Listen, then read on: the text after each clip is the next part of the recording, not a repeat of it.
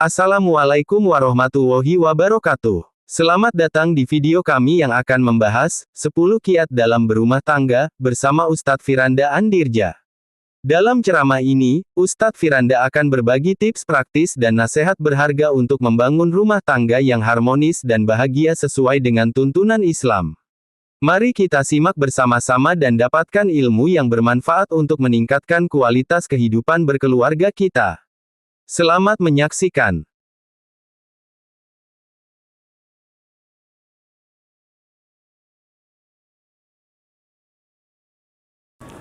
Bismillahirrahmanirrahim. Assalamualaikum warahmatullahi wabarakatuh. Innal hamdalillah nahmaduhu wa nasta'inuhu wa nastaghfiruhu wa natubu ilaih wa na'udzu billahi min syururi anfusina wa min sayyiati a'malina. May yahdihillahu fala mudilla lahu wa may yudlil fala hadiyalah. Wa asyhadu an la ilaha illallah wahdahu la syarikalah wa asyhadu anna Muhammadan abduhu wa rasuluhu la nabiyya ba'dah. Ya ayyuhalladzina amanu taqullaha haqqa tuqatih wa la tamutunna illa wa antum muslimun. Fa inna ahsanal kalami kalamullah wa khairal huda huda Muhammadin sallallahu alaihi wasallam. Wa syarrul umuri muhdatsatuha wa kullu muhdatsatin bid'ah wa kullu bid'atin dhalalah wa kullu dhalalatin finnar. Para hadirin dan hadirat yang dirahmati oleh Allah Subhanahu wa taala, alhamdulillah puji dan syukur senantiasa kita panjatkan kepada Allah Subhanahu wa taala yang terus memberikan kita karunia yang tiada henti-hentinya, nikmat yang tiada terhingga. Yang kata Allah Subhanahu wa taala, wa in ta'uddu ni'matallahi la tuhsuha. Jika kalian menghitung-hitung nikmat Allah, maka kalian tidak akan mampu untuk menghitungnya. Innal insana la zalumun kafar. Akan tetapi manusia itu sering berbuat zalim dan sering ingkar kepada nikmat-nikmat Allah Subhanahu wa taala. Dan saya ingatkan di antara bentuk pengingkaran terhadap nikmat-nikmat Allah adalah suka berkeluh kesah. Kata Allah Subhanahu wa taala, innal insana bi rabbih lakanud. Yang sungguhnya manusia itu suka berkeluh kesah kepada Rabb-Nya. Al-Hasan Al-Basri mengatakan, yadhkuru al-masaib wa yansa ni'am. Dia senantiasa menyebut-nyebut musibah-musibah, kesusahan-kesusahan yang menimpanya, dan dia melupakan nikmat-nikmat yang Allah berikan kepada dia. Padahal nikmat yang Allah berikan kepada dia terlalu banyak, sementara yang dia ingat hanyalah musibah-musibah yang menimpanya. Oleh karenanya, kita mohon kepada Allah Subhanahu wa taala semoga kita termasuk hamba-hamba Allah yang pandai bersyukur kepada Allah Subhanahu wa taala. Salawat dan salam semoga senantiasa tercurahkan kepada junjungan kita Nabi Muhammad sallallahu alaihi wasallam, juga kepada keluarganya serta seluruh sahabat beliau tanpa terkecuali. Topik kita yang akan kita bahas pada malam hari ini adalah tentang 10 kiat-kiat yang hendaknya dilakukan atau diperhatikan untuk meningkatkan keharmonisan rumah tangga. Jadi topik kita pada malam hari ini adalah pengajian 17 tahun ke atas ya. Cuma saya lihat banyak juga anak muda ya, tetapi tidak apa-apa lah, berilmu sebelum dewasa. Tapi para hadirin dan hadirat yang dirahmati oleh Subhanahu wa taala, tidak diragukan bahwasanya ibadah tidak terbatas hanya pada salat, tidak terbatas hanya pada puasa, hanya pada bayar zakat, hanya bersedekah dan yang lainnya. Tapi bukan hanya cuma baca Quran. Bahkan di antara bentuk ibadah yang Allah anjurkan yaitu bermuamalah yang baik. Bermuamalah yang baik. Di antaranya bermuamalah dalam rumah tangga. Pernikahan merupakan ibadah yang sangat mulia. Oleh karenanya Allah Subhanahu wa taala ya menyebutkan di antara karunia yang Allah berikan kepada para rasul yaitu Allah menjadikan mereka menikah. Walaqad arsalna rusulan min qablika wa ja'alna lahum azwajan wa dzurriyyah. Kata Allah Subhanahu wa taala, sungguh kami telah mengutus para rasul sebelum engkau wahai Muhammad, dan kami jadikan bagi mereka azwajan, istri-istri dan keturunan. Berarti di antara nikmat yang Allah sebut-sebut Allah berikan kepada para rasul yaitu Allah menjadikan mereka berkeluarga. Ini menunjukkan bahwasanya keluarga adalah merupakan kenikmatan. Di antaranya firman Allah dalam Al-Qur'an, Allah mengatakan, "Wa min ayatihi an khalaqalakum min anfusikum azwajan litaskunu ilaiha wa ja'ala bainakum mawaddatan wa rahmah inna fi dzalika laayatin liqaumin yatafakkarun." Kata Allah, Allah buka ayat ini dengan mengatakan wa min ayatihi, di antara tanda-tanda kekuasaan Allah. Sebagian ulama menafsirkan di antara tanda-tanda rububiyah Allah, di antara tanda-tanda uluhiyah Allah. Intinya di antara tanda-tanda kekuasaan Allah adalah Allah menjadikan bagi kalian istri-istri litaskunu ilaiha, agar kalian condong dan tenang dan tentram bersama istri-istri kalian. Wa ja'ala bainakum mawaddatan wa rahmah, dan Allah menjadikan di antara pasangan suami istri mawaddah, yaitu cinta, wa rahmah, kasih sayang. Setelah itu Allah tutup lagi ayatnya dengan mengatakan inna fi dzalika laayatil liqaumin yatafakkarun. Sungguh pada pernikahan adanya kasih sayang antara suami dan istri adalah termasuk tanda-tanda keagungan Allah Subhanahu wa taala bagi orang yang merenungkan, bagi orang yang mau berfikir. Oleh karenanya di sini Allah ingatkan nikmatnya berkeluarga, ya, kasih sayang ada antara suami dan istri itu di antara tanda-tanda kebesaran Allah Subhanahu wa taala. Oleh karenanya Allah menamakan akad nikah dalam Al-Qur'an dengan perjanjian yang berat. Kata Allah, "Wa akhadna minkum mitsaqan ghalidha." Dan istri-istri kalian telah mengambil dari kalian perjanjian yang berat. Akad nikah itu perjanjian yang berat, amanah yang akan kita diminta pertanggungjawaban oleh Allah Subhanahu wa taala.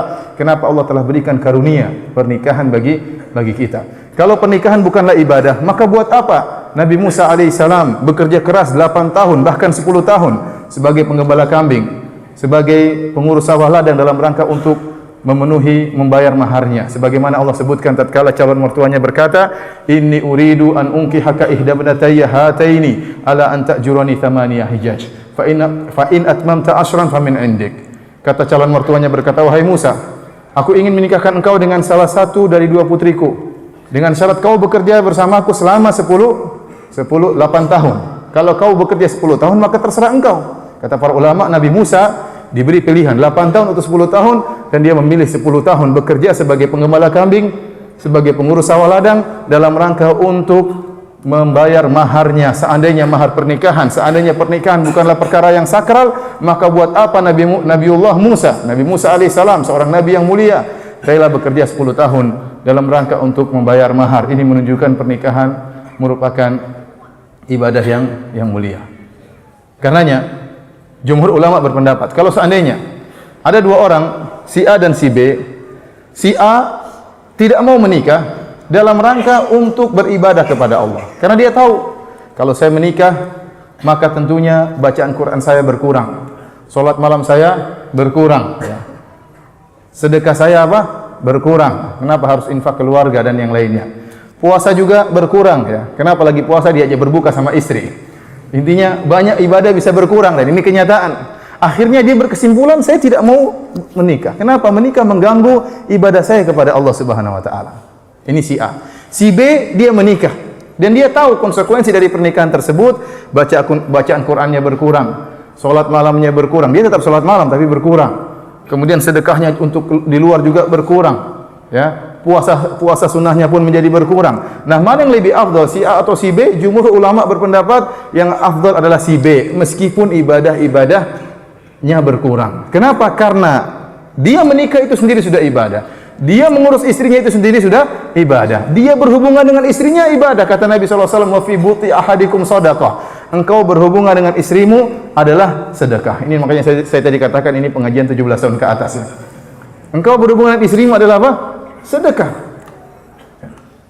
Oleh karena tatkala ada seorang yang datang menemui Nabi SAW punya berpikiran seperti pikiran si A. Dia berkata, wa ana sa'atazilun nisa. Aku akan meninggalkan para wanita. Tujuan dia apa? Supaya untuk bisa beribadah lebih banyak. Ya.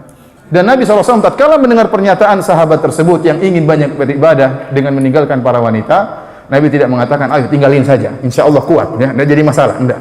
Tapi Nabi bantah. Bahkan Nabi mengatakan, fa inni atqakum li rabbi wa akhsyakum.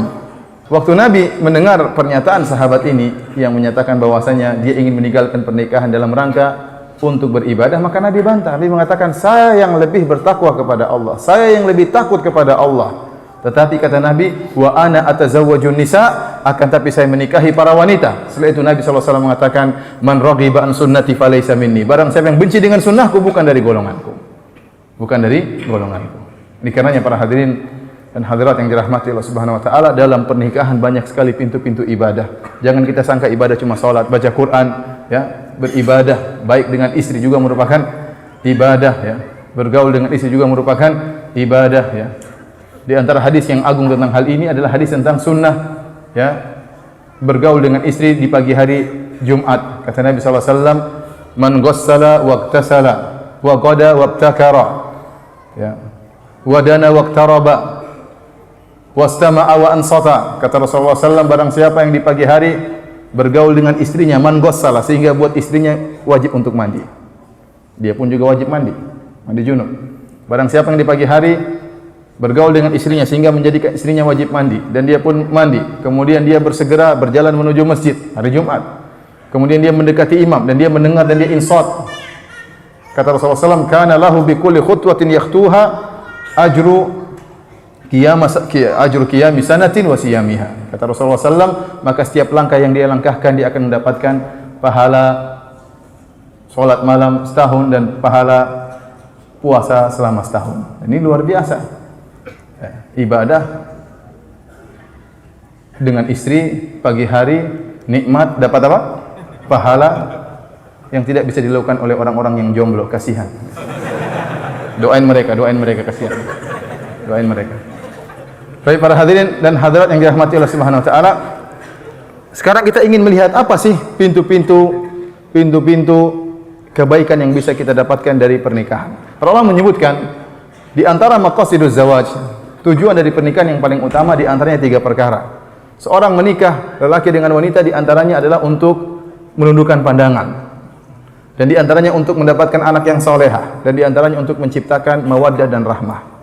Ya. Dalilnya apa? Rasulullah SAW mengatakan, ya ma'syaral syabab man istata'a minkumul ba'a falyatazawwaj. Wahai para pemuda, barang siapa di antara kalian yang mampu untuk menikah, maka menikahlah. Fa innahu aghaddu lil basar wa ahsanu lil farj. Sungguhnya menikah itu lebih menundukkan pandangan dan lebih menjaga kemaluan. Ini di antara tujuan pernikahan adalah menundukkan pandangan dan menjaga kemaluan. Di antaranya untuk mendapatkan anak yang saleh. Kata Nabi sallallahu alaihi wasallam, "Idza mata ibnu Adam inqata amaluhu illa min thalath." Kalau anak Adam meninggal dunia, maka terputuslah dari segala amalan kecuali 3 perkara. Di antaranya waladun salihun yad'u lahu, anak saleh yang mendoakan. Yang ketiga untuk menciptakan mawaddah dan rahmah. Kata Allah Subhanahu wa taala, litaskunu ilaiha wa ja'ala bainakum mawaddatan wa rahmah inna fi dzalika laayatin liqaumin yatafakkarun. Allah menciptakan istri-istri bagi kalian agar kalian merasa tentram dan tenang dengan istri-istri kalian, dan Allah menciptakan cinta dan kasih sayang di antara pasangan suami istri. Nah, para ulama menyebutkan, kalau kita tahu maqasiduz zawaj, tujuan dari pernikahan adalah untuk mencapai di antaranya 3 perkara ini, maka seluruh usaha yang kita lakukan, seluruh kegiatan yang kita lakukan yang mengantarkan kepada 3 perkara ini, maka semuanya bernilai ibadah. Berdasarkan kaidah dalam kaidah fikih yang ma'rufah, al-umur bimaqasidiha. Perkara tergantung tujuannya. Dan dalam kaidah disebutkan, ma la yatimul wajibu illa bihi fahuwa wajib. Suatu perkara wajib yang tidak bisa dikerjakan kecuali dengan perkara yang lain, maka perkara yang lain itu juga hukumnya wajib. Contoh, kita tahu lelaki di hari Jumat wajib untuk sholat Jumat. Hukumnya sholat Jumat wajib. Maka dia berjalan keluar dari rumahnya menuju masjid, hukumnya juga wajib. Karena dia tidak mungkin sholat Jumat di rumahnya. Dia harus sholat Jumat di masjid. Maka langkah kakinya atau dia naik kendaraan dari rumah menuju masjid, hukumnya wajib. Kenapa? Dia tidak mungkin sholat Jumat kecuali dia keluar dari rumahnya. Maka keluarnya dia dari rumahnya hukumnya juga wajib. Contohnya, ma la yatimul mustahabbu illa bihi fahuwa mustahab. Kaidah berikutnya juga, suatu perkara yang mustahab tidak mungkin dilaksanakan kecuali dengan perkara yang lain, maka perkara yang lain juga itu hukumnya mustahab. Contohnya, pakai parfum hukumnya mustahab. Nah, kita tidak bisa pakai parfum kecuali kita beli parfum, maka beli parfum juga hukumnya apa?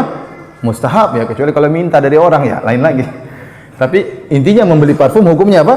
Mustahab. Kenapa? Karena menggunakan parfum juga hukumnya mustahab. Nah, segala perkara yang mengantarkan kita untuk melakukan yang wajib atau yang sunnah, maka hukumnya juga sama dengan tujuannya.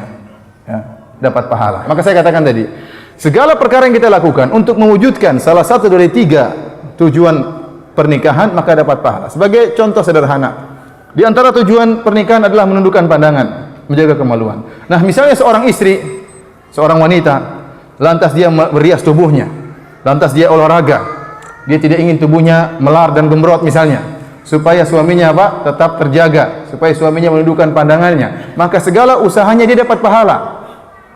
Dia pulang, dia merapikan tempat tidurnya, dia tidak ingin kamarnya kotor, dia tidak ingin terdengar suara tikus misalnya ya. Kenapa? Ini semua dalam rangka untuk menundukkan pandangan suaminya dan agar suaminya tentram bersama dia. Maka seluruh usaha yang dia lakukan berpahala. Dia pergi ke salon dalam rangka untuk merias tubuhnya misalnya demi untuk suaminya, berpahala. Tapi jangan salon yang mahal ya. Yang mahal-mahal. Kasihan suaminya. Intinya dia perhatikan, dia pakai parfum untuk suaminya, berpahala. Kenapa? Dalam rangka untuk menundukkan pandangan suaminya. Ini contoh sederhana. Contoh juga misalnya agar mendapatkan anak soleh. Ya misalnya seorang ayah kemudian bekerja, uangnya dia keluarkan untuk memondokkan anaknya, atau dia memanggil guru privat untuk mengajarkan agama kepada anaknya. Uang yang dia infakkan tersebut telah dia infakkan pada tempatnya dan semuanya berpahala. Kenapa? Tujuan dia agar memiliki anak yang soleh, dan memiliki anak soleh perkara yang dituntut. Karena kalau kita meninggal dunia dia yang mendoakan kita. Ya. Maka segala perkara yang kita lakukan, kita ngajak anak kita ke masjid, kita sabar bangunkan anak kita di subuh hari. Mungkin kita nggak sempat baca Quran, mungkin bahkan kita nggak sempat sholat witir. Kenapa? Bangunkan anak kita sabar, dapat pahala seluruhnya. Kenapa? Tujuan kita untuk menciptakan anak soleh. Seluruh usaha yang kita lakukan akan mendapatkan pahala. Kita kembali, yang terakhir adalah mengenai tujuan yang ketiga, menciptakan mawaddah dan rahmah. Ini yang kita akan bahas pada malam hari ini. Secara sederhana kita katakan, seluruh perkara yang kita lakukan dan kita usahakan untuk mempertahankan mawaddah dan rahmah antara kita dengan istri kita, maka semuanya berpahala. Semuanya berpahala. Kenapa? Karena mawaddah dan rahmah itu karunia dari Allah Subhanahu wa taala. Bahkan Allah mengatakan mawaddah dan rahmah, cinta kasih antara suami istri, inna fi dzalika laayatil liqaumin yatafakkarun. Sungguh pada perkara tersebut ada tanda-tanda kebesaran Allah Subhanahu wa taala. Ini karunia yang harus kita jaga. Nah, pada malam hari ini saya ingin menyebutkan ada sekitar 10 teori ya, 10 kiat-kiat yang mudah-mudahan jika kita kerjakan bisa menumbuhkan cinta kasih antara suami dan istri. Yang pertama, para hadirin dan hadirat yang dirahmati oleh Allah Subhanahu wa taala, agar kita bisa menumbuhkan cinta kasih antara kita dengan istri, yang pertama kita harus menjadikan kebahagiaan keluarga kita sebagai prioritas utama. Jangan kita menjadikan kebahagiaan di rumah merupakan perkara sekunder atau yang kedua. Tidak, kebahagiaan kita harus menciptakan kebahagiaan di rumah. Kita harus menciptakan bahwasanya rumahku adalah surgaku. Kita harus menciptakan kalau kita di luar rumah kita rindu ingin pulang ke rumah, ingin ketemu istri, ingin ketemu anak-anak. Harus ada suasana demikian. Karena sebagian orang dia mencari kebahagiaan di luar, dia tidak mencari kebahagiaan di rumahnya. Kenapa? Kebahagiaan di rumahnya bukan prioritas bagi dia. Sehingga apa? Sehingga kalau dia di rumah dia tidak betah, ingin keluar. Dia ingin ketemu teman-temannya. Kenapa? Dia menemukan kebahagiaan di teman-temannya. Dia ingin makan sama teman-temannya, dia ingin jalan-jalan sama teman-temannya. Di rumah dia tidak temukan kebahagiaan. Berarti salah ini dia cara berpikirnya. Seharusnya seorang menciptakan surga di rumahnya, sehingga kapan dia keluar, dia kerja ketemu teman-temannya, maka dia ingin pulang ke rumah. Kenapa? Ada surga yang dia rindukan di rumahnya. Yang jadi masalah, banyak orang menjadikan kebahagiaan di rumah bukan perkara utama, jadi perkara yang sekunder, bukan perkara prioritas. Buktinya apa? Buktinya kalau teman yang ngajak keluar rumah sementara dia punya janji sama istrinya, janji makan malam sama istrinya, dia batalin. Kenapa? Demi apa? Teman-temannya. Berarti istrinya tidak utama, berarti keluarganya tidak utama. Nah, ini bukan sifat seorang mukmin. Bukankah Rasulullah SAW bersabda, khairukum li ahlihi wa ana khairukum li ahli. Sebaik-baik kalian bagi keluarganya. Artinya apa? Sebaik-baik kalian wahai suami di sisi Allah Subhanahu wa taala adalah yang terbaik bagi istrinya. Wa ana khairukum li ahli, dan aku adalah suami yang terbaik, kata Nabi sallallahu alaihi wasallam. Seorang kalau ingin tahu dia terbaik di sisi Allah atau tidak, lihat bagaimana dia dengan istrinya. Apakah istrinya prioritas? Apakah anak-anaknya merupakan prioritas? Apakah dia ingin menciptakan kebahagiaan di rumahnya atau tidak? Kalau dia tidak menjadikan kebahagiaan di rumahnya sebagai prioritas, maka bagaimana dia mencari kebahagiaan di rumahnya? Bagaimana dia rindu ingin pulang ke rumah? Setiap hari ingin keluar dari rumah. Setiap hari ingin keluar dari rumah. Oleh karenanya para hadirin Allah Subhanahu wa taala, kita harus ingat keluarga adalah yang paling utama. Dan sering wanita mengeluh. Mengeluh kenapa? Dia sedih karena suaminya kalau sama dia kurang senyum, tapi kalau sama teman-temannya murah senyum. Coba bayangkan seorang suami pegang HP di WhatsApp, ketawa-ketawa di WhatsApp. Wah, ketawa. Kenapa? Isinya grup poligami, ketawa-ketawa terus. Istrinya Mas ngajak ngobrol, dia nggak minat untuk ngobrol sama istrinya, benar. Dia nggak minat. Ada suami seperti itu. Kenapa? Dia menciptakan kondisi seperti dia tidak menjadikan istrinya sebagai teman ngobrol. Dia tidak menjadikan istrinya sebagai tempat curhat. Seharusnya dia jadikan istrinya sebagai tempat curhat, sebagai tempat ngobrol. Akhirnya apa? Istrinya mau ngobrol dia cuekin. Ini banyak seperti ini, dan banyak istri yang mengeluh. Kenapa dia? Ada apa? Cepat-cepatan. Hehehe, kata-kata. Kasihan istri tersiksa. Gimana nggak tersiksa kalau sama teman-temannya? Dan ini banyak berkorban demi teman, korban waktu demi teman-temannya, korban duit demi teman-temannya, ngajak traktir temantemannya. Waktu istrinya minta kalung nggak dibeliin. Nah, terus bagaimana Anda mau bahagia di rumah? Bagaimana Anda bisa menjaga mawaddah dan rahmah, cinta kasih yang Allah telah anugerahkan kepada Anda di rumah, sementara istri dan anak-anak tidak Anda perhatikan, kebahagiaan tidak Anda perhatikan di keluarga. Maka saya katakan sekarang kita rubah cara berpikir kita, bahwasanya lelaki yang terbaik di sisi Allah adalah yang terbaik bagi istrinya. Kalau Anda merasa senyum kepada teman itu berpahala, dan itu sabda Nabi sallallahu alaihi wasallam, tabassumu kali akhika sadaqah. Senyumanmu kepada temanmu, kepada saudaramu sedekah. Maka kepada istri lebih utama. Kepada istri lebih utama untuk Anda baiki. Saya ingat kaidah bahwasanya orang yang terdekat kepada kita, yang punya jasa kepada kita, mereka yang lebih utama untuk kita baiki. Kenapa? Istri sudah berjasa. Ya. Istri sangat besar jasanya kepada kita. Dia yang mengandung anak-anak kita, dia yang mengurus anak-anak kita, dia yang apa lagi? Ya. Mengurus, ya, mencuci piring kita, ya, yang memperhatikan tempat tidur kita, ya, semuanya dia lakukan. Nah, jasa dia sangat besar. Oleh karenanya, kalau Anda berpikir saya senyum kepada teman berpahala, maka kepada istri lebih utama. Kalau Anda merasa bercanda dengan teman-teman dalam rangka meningkatkan hubungan berpahala, maka dengan istri lebih utama.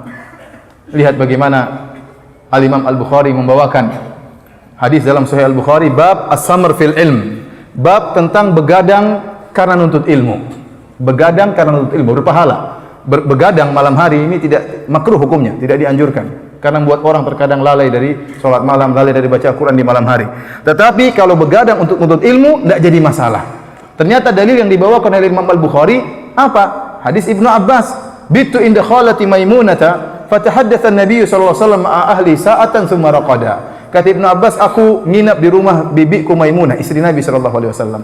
Dan aku mendengar Nabi sallallahu alaihi wasallam berbincang-bincang dengan istrinya beberapa saat sebelum tidur, kemudian Rasulullah SAW apa? Tidur. Ternyata bincang-bincangnya Nabi dengan istrinya, ya, ini dianggap kedudukannya seperti nuntut ilmu menurut Imam Al-Bukhari. Sebagaimana nuntut ilmu, begadang karena nuntut ilmu dapat pahala, demikian juga begadang gara-gara ngobrol dengan istri juga dapat pahala.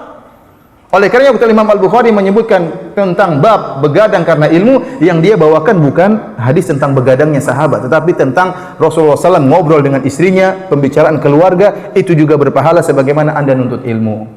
Oleh karena antum jangan merasa ngobrol sama istri nggak dapat pahala. Dapat pahala. Istri juga butuh perhatian. Ya, dia tunggu antum dari kapan pulang dari kantor, kemudian tahu langsung tidur, tidak ngobrol. Lah ini maka kita tidak menciptakan kebahagiaan di rumah. Maka saya ingatkan, ciptakan kebahagiaan di rumah, dan kebahagiaan di rumah adalah prioritas. Kalau ada teman ngajak kita, sementara kita sudah janji sama anak-anak, sudah janji sama istri, kita batalkan janji tersebut. Enggak, saya punya janji sama istri, sama anak-anak. Kenapa? Karena itu merupakan prioritas. Ini mobil kedua yang perlu ditahdir, ya. Pick up hitam. KT8087LA, macet total, orangnya marah-marah. Waduh.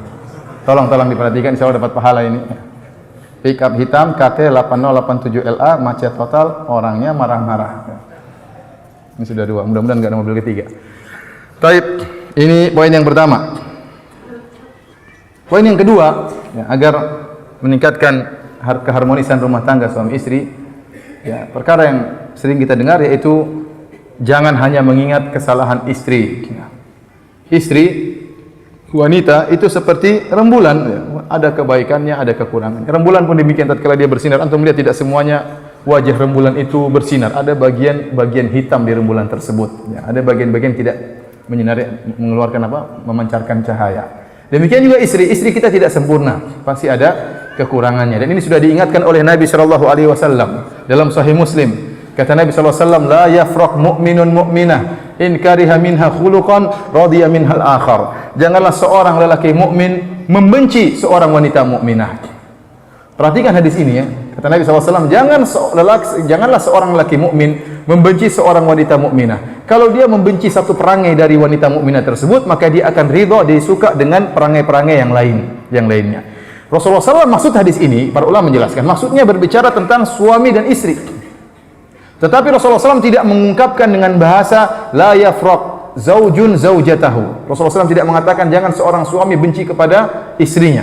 Tetapi Rasulullah SAW menggunakan ibarat jangan seorang lelaki mukmin benci kepada wanita mukminah. Kenapa? Rasulullah SAW ingin mengingatkan bahwasanya yang melakukan hal ini seorang mukmin. Seorang mukminlah yang mengingat kebaikan apa? Istrinya. Maka Rasulullah SAW menggunakan ibarat mukmin. Janganlah suami yang mukmin benci kepada istrinya yang mukminah. Kalau dia melihat perangai yang buruk dari istrinya, maka dia ingat perangai-perangai yang baik daripada istrinya sehingga dia tidak jadi membenci apa? Istrinya. Nah, istri kita punya kekurangan. Namun tugas kita jangan kita hanya mengingat kekurangan tersebut, ingat kebaikan-kebaikan yang begitu banyak. Dan ini juga dalil bahwasanya wanita pun demikian. Seorang wanita jangan melupakan kebaikan-kebaikan suaminya, yang dia ingat hanya kesalahan-kesalahan suaminya. Ini sifat dasar wanita. Ini telah diingatkan oleh Nabi SAW. Wanita yang sering demikian, yang sering melupakan kebaikan-kebaikan apa? Suaminya. Sebagaimana dalam hadis tatkala Rasulullah SAW khutbah Id, kemudian Rasulullah SAW maju mengkhususkan khutbah kepada para wanita, kata Rasulullah SAW, ya ma'syaran nisa tasaddaqna fa inna kunna aktsaru hatabi jahannam. Wahai para wanita, bersedekahlah, sungguhnya kalian adalah penghuni neraka jahanam yang paling banyak. Ada seorang wanita berdiri, 5 ya Rasulullah. Kenapa demikian wahai Rasulullah? Kenapa kami para wanita yang paling banyak di neraka? Kata Rasulullah SAW, li'anna kunna takfurnal ashir wa takthurnal la'nah. Karena kalian suka ingkar terhadap kebaikan suami dan kalian suka melaknat, suka mengumpat. Ini yang menyebabkan para wanita banyak di neraka jahanam. Oleh karenanya Rasulullah SAW dalam hadis yang lain mengatakan, lau ahsanta ila ihdahunna dahra thumma ra'at minka syai'an laqalat ma ra'aitu minka khairan qat. Kalau seandainya kalian, salah seorang dari kalian wahai suami, berbuat baik kepada istrinya sepanjang umurnya, ad-dahr di sini ada yang mengartikan setahun, ada yang mengatakan sepanjang umur, selalu berbuat baik kepada istrinya, thumma ra'at minka syai'an, tahu-tahu istrinya melihat keburukan darimu satu saja, maka dia akan berkomentar dengan mengatakan ma ra'aitu minka khairan qat, aku tidak pernah melihat kebaikanmu sama sekali. Dan ini ucapan-ucapan yang sering diucapkan oleh istri. Hati-hati para wanita. Inilah ucapan-ucapan yang mengingkari kebaikan suami dan menyebabkan anti-anti masuk dalam neraka jahanam. Contoh, suami mungkin salah, melakukan kesalahan, dan pasti seorang suami melakukan kesalahan. Contoh, istrinya kemudian marah mengatakan, wahai suamiku, kau tidak pernah mencintaiku selama ini. Subhanallah. Bagaimana tidak pernah mencintaimu? Anak kita sudah 5. Ini anak dari mana semua ini? Kalau tidak pernah cinta. Jadi istri terkadang lupa, saking dia emosi dia mengatakan demikian, kau tidak pernah mencintaiku selama ini. Ya, kecintaanmu kepadaku hanyalah kemunafikan misalnya. Misalnya. Jadi maksud saya, hati-hati dengan perkataan seperti ini. Kau tidak pernah belikan saya hadiah, misalnya. Tidak benar seperti ini. Gimana tidak pernah belikan hadiah? Kau tidak pernah perhatian sama saya. Gimana tidak perhatian, badanmu sekarang udah gemuk, dari mana bisa gemuk kalau enggak saya perhatikan? Intinya, hati-hati tatkala kita emosi, boleh kita marah selama wajar. Jangan sampai mengungkapkan ungkapan-ungkapan yang mengingkari kebaikan suami kita selama ini. Itulah ungkapan-ungkapan yang menjerumuskan dalam neraka jahanam. Yang kata Nabi SAW, fa inna kunna takfurnal ashir. Kalian paling banyak masuk neraka jahanam. Kenapa? Karena kalian suka mengingkari kebaikan suami. Nah, kalau wanita sifatnya demikian, maka dirubah. Lelaki juga jangan seperti wanita. Sebagian lelaki seperti wanita, yang dilihat hanya kesalahan istrinya. Dia lupa dengan kebaikan-kebaikan apa? Istrinya. Istrinya bikin marah, kemudian dia lupa bahwasanya istrinya sudah berjuang. Istrinya telah dia ambil dari rumah ibunya. Terkadang seorang wanita tinggal bersama ibunya, ada pembantu di rumahnya, hidup dengan tentram, hidup manja, kemudian dia nikahi, dia ambil istrinya, bawa ke rumah, suruh ngurus dia, ya. Suruh ngurus tempat tidurnya, suruh cuci piringnya, suruh cuci bajunya, suruh ngandungi anaknya, setelah itu diomelin. Ya, kalau ente bayar pembantu nih mahal ini. Ente bayar dia sebagai pengurus tempat tidur ente bayar dia sebagai cuci pakaian ente bayar dia sebagai pencuci apa? Cuci baju ente. Kemudian ente berbuat buruk kepada dia, ini tidak benar. Seorang laki ingat kebaikan-kebaikan apa? Istrinya. Nah, ini sifat seorang mukmin. Maka Anda ingin tahu jika Anda seorang suami mukmin atau tidak? Lihat hal ini. Kalau istri Anda melakukan kesalahan, lantas Anda lupa dengan kebaikan-kebaikannya, berarti Anda bukan seorang mukmin. Karena Rasulullah SAW mengatakan la yafraq mu'minun mu'minah. Seorang suami beriman tidak boleh membenci apa? Istrinya yang beriman. Kalau dia melihat istrinya punya perangai yang buruk, dia akan mengingat perangai yang baik yang lain dari istrinya. Baik para hadirin dan hadirat yang dirahmati oleh Allah Subhanahu wa taala, di antara perkara yang bisa meningkatkan keharmonisan rumah tangga, perkara yang berapa ini? Yang ketiga, yaitu ya biasakan mengalah dalam urusan rumah tangga ya. Kalau apalagi sudah terjadi perdebatan, ya, seorang suami mengalah sama istrinya. Istri pun demikian berusaha mengalah sama suaminya. Jangan ikut ego ya. Kita ingat hadis Nabi sallallahu alaihi wasallam ya. Terkadang kita benar tapi kita mengalah demi keharmonisan rumah tangga. Apa kata Nabi sallallahu alaihi wasallam? Ana zaimun bi baitin fi rabadil jannah liman tarakal mira wa in kana muhiqqan. Aku menjamin istana di pinggiran surga bagi orang yang meninggalkan perdebatan meskipun dia di atas kebenaran. Ini berlaku misalnya seorang dengan temannya lagi bicara perdebatan dalam suatu permasalahan. Dia benar, dia yakin dia benar, tapi kalau dia teruskan akan terjadi patah hati, ribut, marah, kemudian akhirnya tidak lagi berteman, akhirnya dia ngalah. Dia dapat pahala, bahkan dijamin surga oleh Nabi sallallahu alaihi wasallam. Nah, kalau sama teman demikian apalagi dengan istri. Kalau istri sudah berdebat, sudah kita ngalah. Dan saya ingatkan kepada para suami, terutama kita ngalah kepada istri dalam urusan-urusan dalam rumah. Ya. Misalnya ingin beli apa namanya? Sofa, ingin beli kursi. Kita istri mengatakan, "Mas, saya ingin beli kursi itu warna apa? Warna ungu." Waduh, kita ngalah aja deh. Padahal kita sukanya warna hitam misalnya. Dia ingin warna ungu, maka kita ngalah. Kenapa? Karena yang paling menikmati dalam rumah itu istri kita. Kita sering di luar rumah, yang nanti bersihkan kursi, yang nanti bersihkan lantai, semuanya istri kita. Maka kalau dalam urusan rumah mending kita mengalah. Misalnya istri mengatakan pingin kamar modelnya seperti ini, ya ngalah. Itu urusan, karena istri yang paling sering di rumah. Tidak perlu kita debatkan kemudian kita ribut gara-gara masalah sepele dalam rumah. Ya, demikian juga istri, kalau sudah masalah luar, ya, misalnya suami mengatakan saya ingin punya rumah di sana, maka istri mengalah. Istri mengalah karena ini keputusan suami. Ya. Jadi jangan bersikeras. Kalau sudah jadi perdebatan maka hendaknya saling mengalah di antara suami dan istri. Ingat sabda Nabi sallallahu alaihi wasallam, aku menjamin istana di pinggiran surga bagi orang yang meninggalkan perdebatan meskipun dia di atas kebenaran. Perkara yang keempat di antara yang menjaga keharmonisan rumah tangga dan meningkatkannya adalah saling memberi hadiah. Saling memberi hadiah. Rasulullah SAW mengatakan, tahadu tahabu. Salinglah beri hadiah di antara kalian maka kalian akan saling mencintai. Nah, kalau kita ingin istri kita lebih sayang kepada kita, belikan hadiah buat dia. Jangan pelit sama istri. Jangan pelit sama istri. Saya ulangi, istri adalah orang di antara orang yang paling utama kita baiki. Ya, setelah orang tua kita yang paling utama kita baiki adalah istri kita dan anak-anak kita. Salah kalau seorang baik sama temannya, baik sama orang lain tapi istrinya tidak dia perhatikan, anaknya tidak dia perhatikan. Ini salah seperti ini. Ya. Oleh karenanya belikan hadiah buat istri. Kalau dapat rezeki, dapat gaji, belikan. Bulan ini belikan apa? Belikan anting sih. Bulan depan lagi belikan yang satunya. Nanti bulan depan lagi, Mas, ini dong belum ada, enggak bagus ya, belikan lagi kalung ya. Bulan depan lagi belikan apa? Hidung misalnya. Tapi jangan diperlihatkan ke orang lain ya. Buat suami aja, enggak jadi masalah. Ya, bulan lagi, Mas, kaki dong, ya, gelang kaki. Belikan. Kalau antum ada rezeki enggak ada masalah, enggak ada salah. Apa salah? Enggak ada salah. Belikan buat antum pun yang menikmati, dia cantik, dia indah, ya, dia mempesona, yang nikmati adalah antum dan dia akan semakin cinta sama antum. Tapi kalau antum pelit ya repot.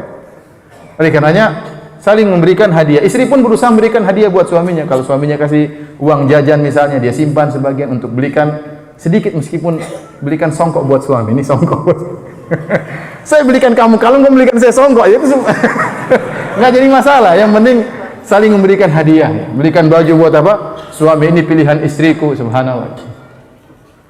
Ada teman punya jam. Saya bilang, kamu mau jam saya ini jam ada waktu sholat.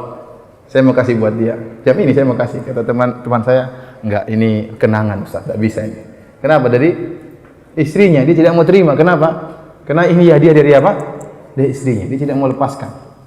Karena istrinya senang kalau dia pakai jam tersebut. Ya. Contohnya saya tidak suka pakai cincin. Saya enggak suka. Tapi ini yang belikan siapa? Istri. Ya saya pakai terus. Mau dibilang terpaksa, ya terpaksa juga. Tapi ya gimana?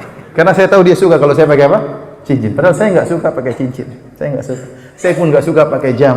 Tapi dia yang ngantar saya, dia yang belikan jam nih, pakai nih jam tuh. Ya, meskipun duit saya yang beli, cuma. Jadi mau saya saling berikan hadiah antara suami istri, maka ini menumbuhkan rasa cinta. Antum aja belikan baju, misalnya baju tidur, belikan buat istri. Belikan ini yang dia sukai warna apa, belikan ya. Intinya saling beli hadiah maka akan menimbulkan saling cinta kasih, dan jangan pelit-pelit sama istri. Kalau ada rezeki belikan istri ya. Antum baiki dia sedikit, dia akan berbuat baik banyak kepada antum. Baik, yang keberapa? Yang kelima. Yang kelima, hendaknya mudah memaafkan pasangan. Kalau pasangan kita salah, kita maafkan.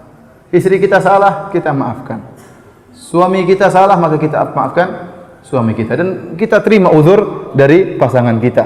Jangan suka emosi sama pasangan. Oleh karenanya, di antara ciri wanita penghuni surga, kata Nabi SAW, ala ukhbirukum binisaikum min ahlil jannah. Maukah aku kabarkan kepada kalian tentang istri-istri kalian yang menghuni surga?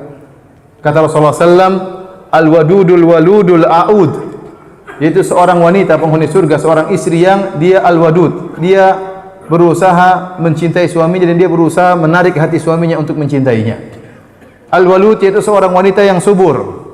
Kemudian al-a'ud, ini yang perlu kita perhatikan. Kata Nabi sallallahu alaihi wasallam, di antara ciri penghuni surga, wanita penghuni surga, al-a'ud. Siapa al-a'ud? Itu yang senantiasa kembali. Kata Nabi sallallahu alaihi wasallam, alladzi idza ghadiba zawjuha ja'at, yaitu jika suaminya marah maka dia pun segera datang. Hatta tad'a yadaha ala yadihi, yada'a fi yadihi, maka dia pun meletakkan tangannya di atas tangan suaminya. Wa taqul, kemudian dia berkata, la adzuqu ghamdan hatta tarda, saya tidak bisa tidur sampai kau maafkan saya.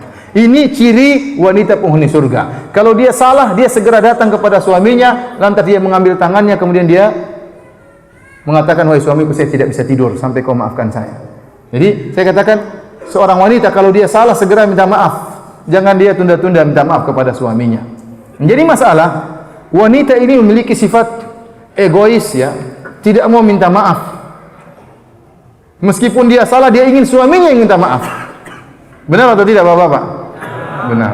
Ibu-ibu? Jadi meskipun dia salah, dia mau suaminya yang apa? Minta maaf. Kayak ada ego, apa salahnya dia minta maaf? Padahal suami itu sangat mudah untuk memaafkan kalau istrinya apa? Minta maaf.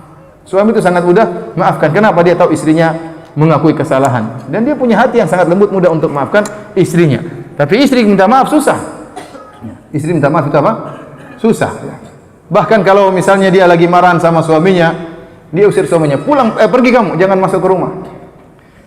Begitu suaminya pergi, dia sedih hati. Suami saya pergi. Dia lihat telepon, kapan ditelepon sama suaminya. Padahal dia sayang, cuma egonya membuat dia mengusir apa? Aku tidak mau lihat kamu pergi, padahal dia sayang. Suaminya pergi, dia rindu kapan ditelepon. Begitu ditelepon, dia mau angkat, egonya naik lagi. Enggak, matiin aja. Padahal dia pengen angkat. Cuma dia egonya dia enggak lah. Tunggu suami telepon lagi. Dia mau angkat tapi dia punya ego, dia enggak mau. Padahal dia sayang sama suaminya. Begitu suaminya datang, sudah 3 hari enggak pulang-pulang, dia sedih. Suaminya datang hari ketiga, ketuk pintu, "Assalamualaikum," bahagia. Tapi egonya datang, "Kapan kamu pulang?" Padahal dia sudah rindu dari tadi. Oleh karenanya, ya, suami harus paham tentang sifat wanita ini. Suami itu, istri maunya apa? Istri itu maunya ini bukan tahdir, ini peringatan. 9 menit lagi salat Isya ya. Jadi istri maunya kita mengalah. Tapi saya katakan, istri penghuni surga adalah mudah untuk meminta maaf. Ya. Mudah untuk meminta maaf. Suami pun demikian. Suami kalau kita lelaki salah, segera minta maaf kepada istri. Jangan ragu-ragu, istriku, saya mohon maaf, saya minta maaf. Meskipun istri kita cuek-cuekin, kita segera minta maaf. Dan saya ingatkan kepada laki maupun wanita, ada model-model orang yang mereka susah untuk mengatakan saya minta maaf. Kenapa? Karena ada egonya. Ya. Tetapi kalau kita tahu tipe istri kita atau tipe suami kita sulit minta maaf, maka jangan tunggu dia minta maaf dengan lisannya, jangan. Nggak akan berjalan kalau begitu caranya. Kenapa? Dia tidak bisa pandai untuk minta maaf. Nah, yang penting kita lihat sikap dia sudah berubah, maka itu berarti dia minta maaf. Contohnya, seorang suami bersalah terhadap istrinya ngambek. Dan suami ini tahu dia bersalah, dia sulit untuk minta maaf sama istri. Istriku maafkan aku, susah. Dia merasa laki-laki ngapain minta maaf sama perempuan. Ada suami seperti itu. Saya laki-laki ngapain minta maaf sama perempuan. Tapi akhirnya dia merasa bersalah. Dia tidak mampu untuk minta maaf kepada istrinya. Tapi kemudian dia telepon istriku, pakai baju kita makan di luar. Makan di warung apa tadi, Pak? Makan di restoran. Nah, itu berarti suaminya minta maaf. Tapi minta maafnya ngajak makan keluar. Maka istri jangan, enggak, kamu minta maaf dulu. Jangan, sudah kalau dia suruh ajak keluar makan, sudah keluar aja. Sudah, itu berarti suami minta maaf. Jangan tunggu dia mengatakan maafkan saya. Tidak semua lelaki bisa demikian. Demikian juga wanita, apalagi yang paling susah minta maaf. Kalau istri kita marah sama kita, ternyata dia tahu dia salah. Ngambek sudah 2 hari, 3 hari tidak mau ketemu kita. Pada hari keempat dia datang, dia pijit-pijit kaki kita. Berarti suamiku saya minta maaf sebenarnya. Sebenarnya pijit-pijit kaki itu artinya apa? Saya minta maaf. Cuma dia tidak bisa mengungkapkan. Kenapa? Ego ada dalam dirinya. Maka kita tidak usah berharap sudah istri kita sudah pijit kaki, sudah bikinkan teh, ya udah berarti dia minta maaf, maka maafkanlah dia. Karena tidak semua orang pandai untuk mengungkapkan apa? Saya minta maaf. Dan suami yang baik dan istri yang baik mudah memaafkan pasangannya. Sudah, Pak? Masuk belum? Belum ya? Ini habis azan terus sholat. Habis azan langsung berhenti dulu. Berhenti dulu ya. Tapi para hadirin dan hadirat yang dirahmati Allah Subhanahu wa taala. Perkara yang keenam. Untuk meningkatkan keromantisan atau keharmonisan hubungan rumah tangga suami istri, perbanyak melakukan hal-hal yang romantis. Ini yang kurang kita pelajari, terutama orang-orang yang ngaji. Saya ketemu dengan teman saya baru nikah, akhirnya cerai sama istri. Kenapa? Ustaz, dia tidak bisa romantis sama saya, Ustaz. Saya pulang dari kantor, dia cuma diam-diam aja. Padahal saya inginkan disambut, kemudian mungkin dicium kening saya. Dia tidak bisa melakukan demikian, Ustaz. Kenapa? Wanita ini mungkin ngaji terus, nggak pernah belajar romantis. Dia nggak tahu cara romantis, padahal perlu belajar. Kalau di Arab Saudi ada daurah, saya bilang di Arab Saudi itu sebelum laki-laki dan perempuan menikah dibuat daurah tentang rumah tangga. Diajari supaya mereka bisa hidup dengan apa? Dengan romantis dan bisa indah kehidupan mereka. Karena perlu belajar, apalagi malu-malu. Suami malu-malu, perempuan malu-malu, ya akhirnya apa? Nggak ada romantis sama sekali. Padahal kita dianjurkan untuk berbuat hal-hal yang romantis agar istri semakin cinta, suami pun semakin cinta. Dan ingat, meningkatkan keharmonisan rumah tangga dituntut dalam syariat. Ya sederhana saja. Seperti istri kita mungkin tidur, tahu-tahu selimutnya kebuka. Ya antum ambillah selimutnya, tutup. Kan indah itu. Meskipun dia bangun, dia pura-pura tidur, biarin aja. Dia ingat subhanallah suami saya. Antum cium keningnya. Antum elus-elus apa? Rambutnya, jangan elus-elus jerawatnya, jangan. Rambutnya antum elus-elus. Ya, Masya Allah suami saya Pak, perhatian. Itu indah, itu dapat pahala. Antum kira elus-elus ini dapat pahala? Dapat pahala. Antum mau keluar rumah, cium tuh istri. Rasulullah SAW dalam Sunan Abi Dawud sebelum keluar ke masjid beliau mencium apa? Istrinya. Apa antum pernah melakukannya? Saya tanya sama antum. Wahai antum-antum ini yang berjenggot-jenggot ini, antum melakukan demikian atau tidak? Katanya sunnah Nabi SAW. Romantis. Rasulullah SAW sebelum keluar rumah cium apa? Istrinya. Ustaz, saya dulu lakukan saat waktu masih pengantin baru. Sekarang udah nggak pernah. Waktu pengantin baru aja. Sekarang sudah nggak pernah. Ya akhi, apakah itu? Ya, ini menyelisih sunnah Nabi SAW. Ya. Kita kalau lihat bagaimana romantisnya Nabi, sering saya sampaikan dalam banyak pengajian bagaimana romantisnya Rasulullah SAW. Rasulullah SAW mandi bareng sama istrinya. Aisyah mengatakan, kuntu aktasilu ana wan Nabi SAW min ina'in wahidin kilana junubun fayubadiruni hatta aqula lahu da'li. Aku mandi bersama Nabi SAW. Kami berdua dalam kondisi junub dari satu tempat air.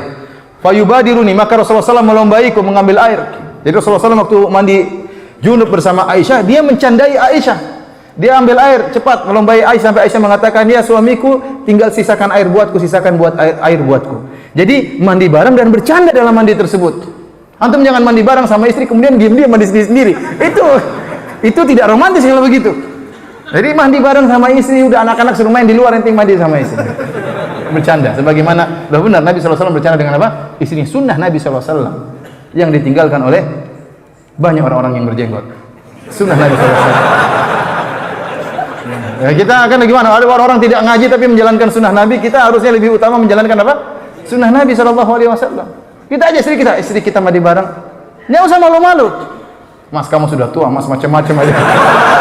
Sunnah Nabi. Nabi umur 60 lebih mandi bareng sama istrinya. Jangan malu. Laksanakan ya. Ya akhi, bagaimana nanti mandi bareng kemudian air mandi bareng siram-siraman, maka seluruh dengki, seluruh kejengkelan akan gugur bersama gugurnya air-air tersebut. Indah atau tidak? Ya, antum nggak lakukan, antum nggak tahu. Oleh karenanya, lakukan sunnah tersebut ya, jangan ragu-ragu. Azan ya? Nanti kita lanjutkan insya Allah habis sholat isya, kita lanjutkan lagi. Wallahu ta'ala a'lam bishawab. Assalamualaikum warahmatullahi wabarakatuh.